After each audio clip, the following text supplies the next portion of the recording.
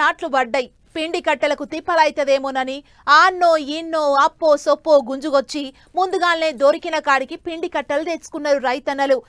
ఇప్పుడు మీదంగా మందులు కొట్టేటి అల్లా పంటతోని పాటుగా కలుపు మొక్కలు కూడా పెరుగుతూనే ఉన్నాయి.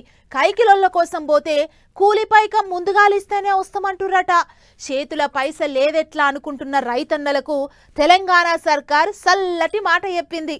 రైట్ 2 రోజులలో రైతు భరోసా పైకం రైతుల అకౌంట్లలో రప్ప పడుతుందట.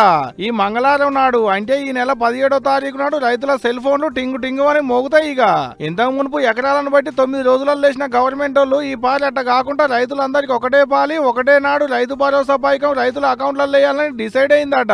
అప్పట్లో కార్ పార్టీ సర్కారు ఉన్నప్పుడు ఇచ్చింది 5,000, ఇప్పుడు ఇంకో 1000 కలిపి 6,000 ఇస్తున్నారు. అది కూడా ఒకటే పాలి అనేటాళ్లకు రైతుల మురిపోయి చిన్నగా లేదు. యాసంగి పంటలకు పెట్టుబడులకు ఎక్కడికి వస్తాయి అని. అంటే ఈ లెక్కన రైతులు పెట్టుబడులకు అప్పులు చేసేది లేదు, ఎప్పుడెప్పుడు అని ఎదురు చూసేది లేదు. అంగుకు పైసలు పడతాయి, అక్కెర్లు వెళ్తాయి. కాకుంటే అందరికి కాదుల్లో పంటలేసిన భూములకే పంట సాయం.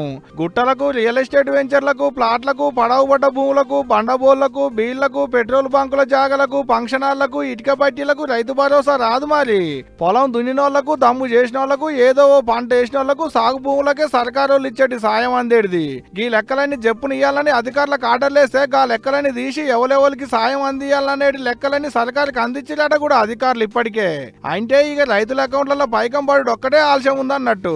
ఐతారం ఎటు అయిపోయింది. సోమవారం నాడు ఒక్కనాడు గడిస్తే మంగళవారం నాడే పైకం పడేది కాబట్టి ఇక రైతులకేం రంది లేదు పోండ్రి.